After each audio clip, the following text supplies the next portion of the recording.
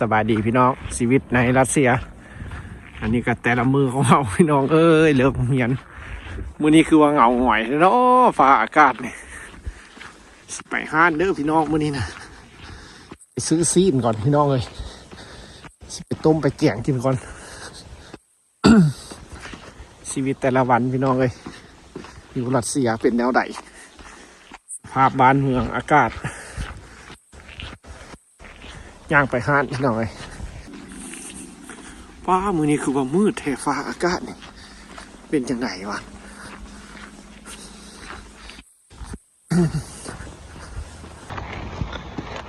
พี่น้องเอ้ยยินดีต้อนรับเข้าสู่ซองบ้านนาภูเขาขวายพี่น้องเอ้ยใส่ชีวิตในรัสเซียแต่ละมือของเฮาการเลิกโรงเรียนนี่ก็เป็นคลิปที่เฮาเลิกโรงเรียนแต่ละมื้อพี่น้องเอ้ยมื้อนี้สิย่างไปห้านสิไปซื้อเอาซีนงัวที่มันเป็นซีนมุ่นนะน้องซีนงัวที่เขาเจ้าลืบออกจากประเทศที่เป็นกระดูกเบาะมีอย่างนะพี่น้องเดี๋ยวมื้อนี้เขาสิไปซื้อเอาแล้วกับกระดูกเนี่ยสิไปแกงพี่น้องเลยเอาสำหรับชีวิตต่างแดนพี่น้องเลยกินอย่างได้ก็กินของที่มันทึกพี่น้องเลยชีวิตนักเรียนจบเมื่อบ้านแล้วจังกินอันแซ่บพี่น้องเลยนี่ก็ชีวิตของเขาพี่น้องเอ้ยต่างบ้านต่างเมืองขอบใจเด้อพี่น้องที่ยังรับชมเขาในการใช้ชีวิตแต่ละมื้อของเขาอยู่รัสเซียอันนี้ก็ถือว่าเขาย่างเลิกเรียนพี่น้องเลยเส้นทางเก่าทางเดิมกับห้านค้าที่เขาสิไปพี่น้องเลยสำหรับห้านนั้นเราเป็นขายชิ้นงัวกับชิ้นหมูโดยเฉพาะเลยพี่น้องเลย เดี๋ยวเขาไปเขาวัดดาวสิทายเบิ้งพี่น้องเลยถือว่าห้านที่เขาไปกะถือว่าเขาเคยไปแล้วเป็นจังไดชีวิตรัสเซียยามนี่คือว่ามืดเศร้าเงาหงอยแท้ทรงสิเป็นโรคซึมเศร้าแท้พี่น้องแนวนี้นะ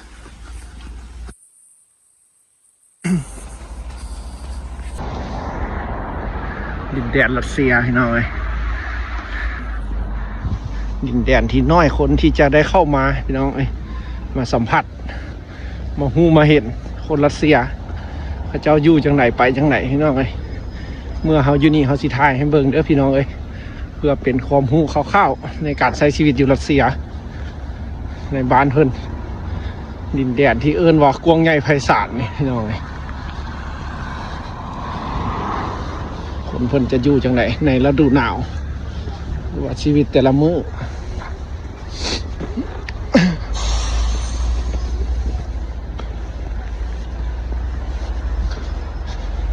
ตอนนี้ก็เป็นเวลาอยู่ 17:46 นาทีพี่น้องเอ้ยสำหรับที่เขาย่างออกมาจากโรงเรียนเพื่อสิไปห้านเพราะว่าบ่ได้อัพคลิปชีวิตแต่ละมื้อให้เบิ่งนะพี่น้องเอ้ยเพราะว่าช่วงนี้เขาก็คาการเส็งพี่น้องเอ้ยเพราะว่ามันเป็นปีสุดท้ายแล้วก็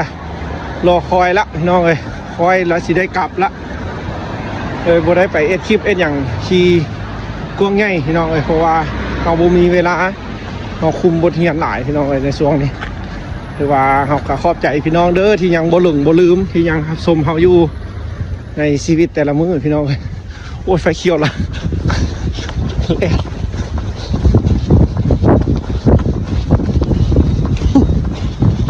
ใส่ชีวิตแข่งเวลา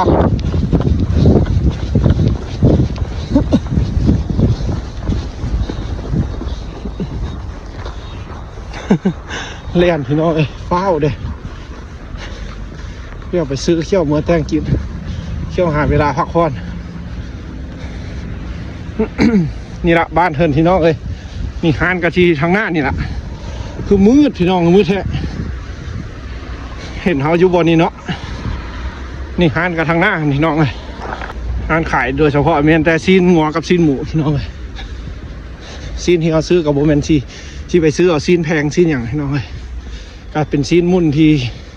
ติดกระดูกติดมันนั่นพี่น้องพอเขาคนลาวเขากินอะไรก็ได้พี่น้องเลยแล้วก็อีกนึงก็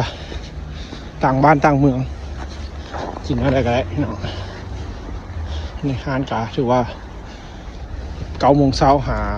8:30เพิ่นจะปิดพี่น้องเลยЗдравствуйте.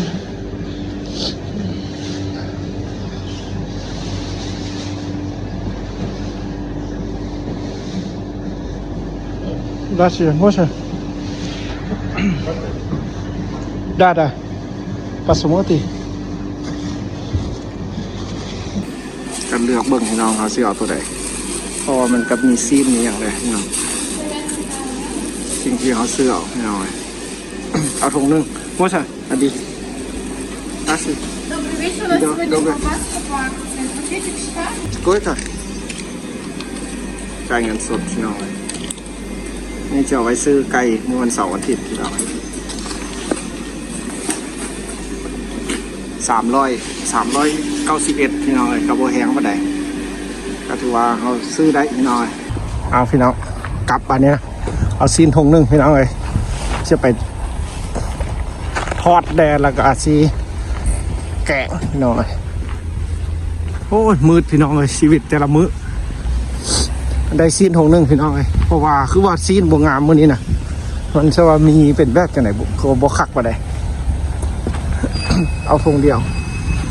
เมื่อก่อนมันเป็นซีนที่แดงงามขนาดไหนอันนี้จะคือจะมีมันหลายพี่น้องเลย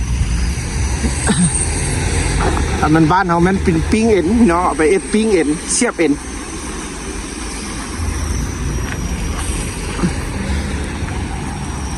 บางมือก็มีฮอตเอ็นเหลืองได้พี่น้องเอ็นเหลืองตัวนั้นคักได้ไปแกงเลยว่าปิ้งกับแซ่บพี่น้องเอ็นเหลืองโอ้ยไปเดี๋ยวนี่ไล่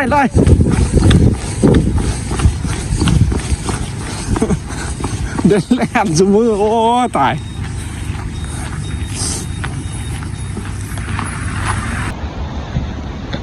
สิไปเข้าห้านอีกพี่น้องเลยคือว่าแบบเครื่องคือว่าได้บวคักไปไหนพี่น้อง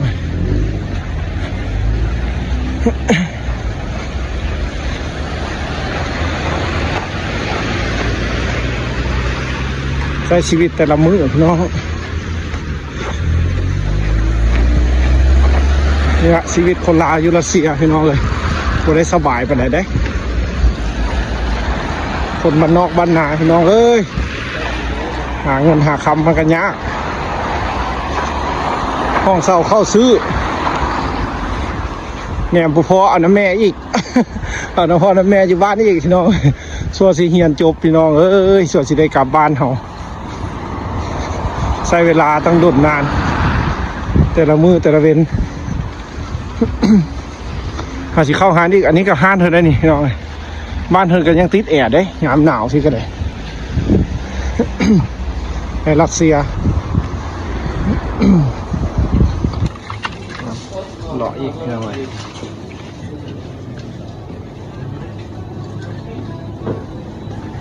ยกมีพันมากอันนี้อะโวคาโดมังกรก็มี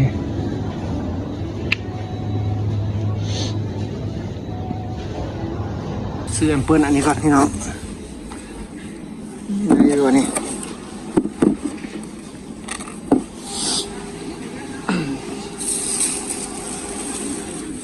กินแทนส้มได้ได้เนี่ยเอาหน่อยเขียวๆซะ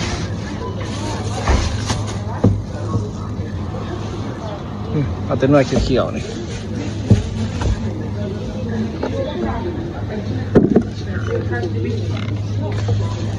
จัดเอาแต่หน่อยเขียว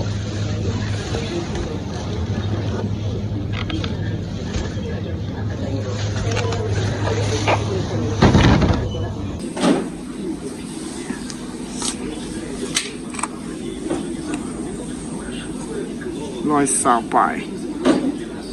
30,000น้องมันก่อน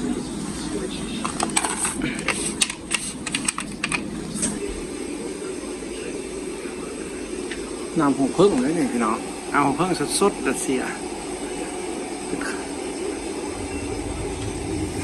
อยากกินมักหุ่งต้องแม่นแนวนี้เนี่ยพี่น้องรัสเซียแต่ในกระป๋องนะมักหุ่งมักนัดเอาเข้าพี่น้อง32แล้วป่ะ9 บาทเข้าจาก2 ถุง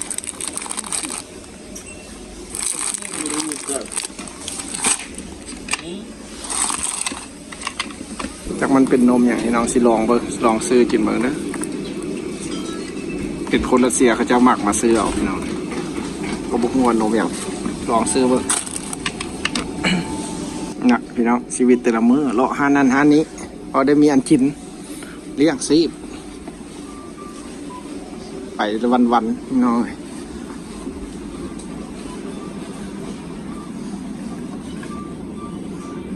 ขนมหวานเนี่ย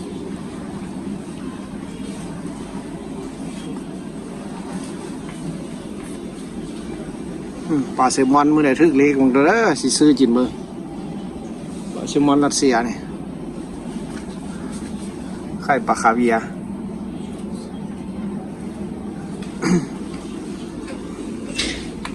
ไปพี่น้องเซ็กบิน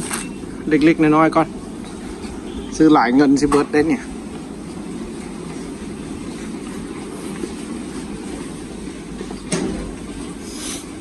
วาเลนตินน้ำมวย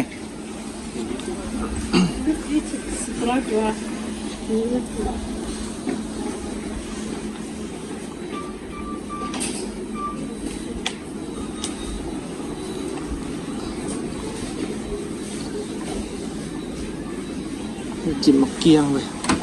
เกียงห้านี่คือโล170ผสมขี้ลายแท้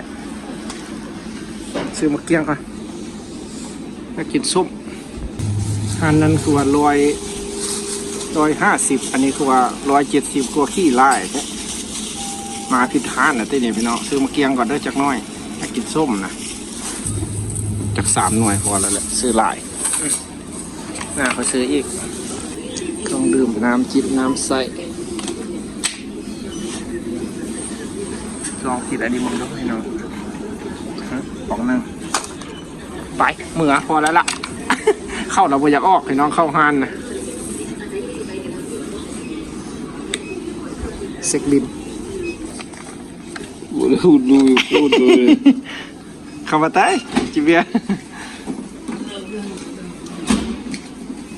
เจอหมูเฮียน้ำกันให้น้องมันก็มาซื้อเครื่องคนแอฟริกาอันนี้ของเขานั้นของมัน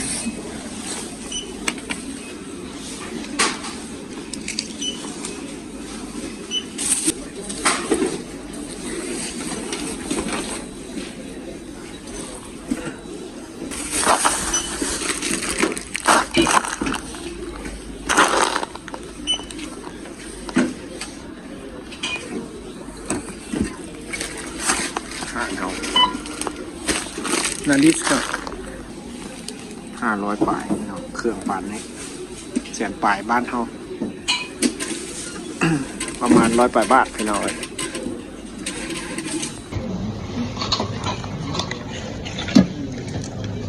กระซิบมาเงินทอนเอากลับบัตรนี่นะละมือ พี่น้องเอ้ยคือยักษ์ตาหัวป่านได้ชีจบป่านได้ชีได้เมื่อยน้องเลยสุดแต่คิดฮอดบ้านยอมละใช้ชีวิตอยู่รัสเซียพี่น้องเลยบ่ไหวละ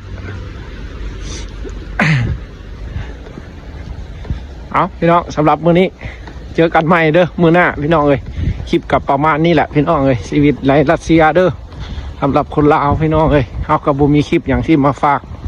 มาต้อนมีแต่ชีวิตของเขาในแต่ละมื้อพี่น้องเลยสำหรับเอามาอยู่พี่น้องเลยอยู่ไปอยู่มากับเมื่อยพี่น้องเลยอยู่โดนเมื่อยเลยพี่น้องเขานี่คือว่าสัมผัสได้เลยว่าอยู่บ้านเขานี่คือม่วนก้อนพี่น้องเลยมีความสุขก็อยู่ใส่กับโบทอบ้านเขาคือเพิ่นว่าแท้ๆพี่น้องเลยชีวิตต่างแดนนี่โบไหวละเขาพี่น้องเลย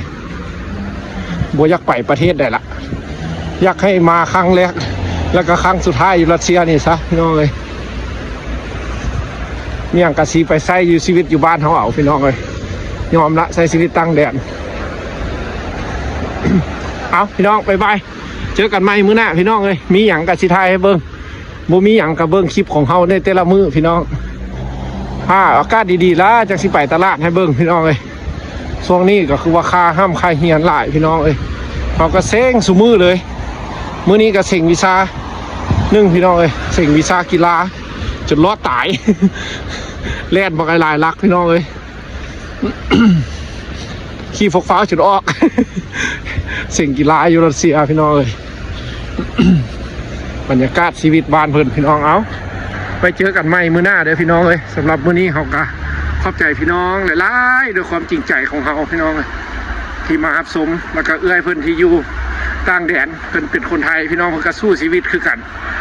อยู่ต่างแดนหาเช้ากินค่ำคือเฮานี่หาได้กินเลยพี่น้องเลยเอาคันยากสบายแล้วแม่นขี้ค้านพี่น้องเลยคันขี้ค้านแล้วสบายแต่ทุกมื้อหน้าพี่น้องเลย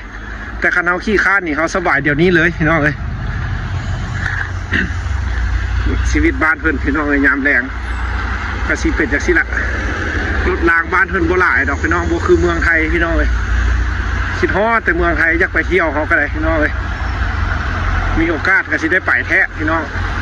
แล้วก็มีเอื้อยเพิ่นผู้หนึงที่เพิ่นมาติดตามตลอดพี่น้องแล้วเพิ่นก็คอยแนะนำให้กำลังใจเฮาได้ในการเฮ็ดคลิปเอ็ดหยังเฮาก็ขอบใจเพิ่นหลายๆพี่น้องเลยที่เพิ่นเป็นห่วงเป็นใยเฮาเพิ่นอยากบอกอยากสอนวิธีการเฮ็ดคลิปเอ็ดหยังนะพี่น้องถือว่าเฮายังบ่มีความรู้แม่นแท้พี่น้องเอ้ยเฮาก็ถือว่าประสบการณ์ยังบ่หลายเฮาก็สิค่อยเฮ็ดไปเพื่อพัฒนาตนเองไปตลอดพี่น้อง เจอกันใหม่เด้อมื้อหน้าพี่น้องเอ้ยบ๊ายบาย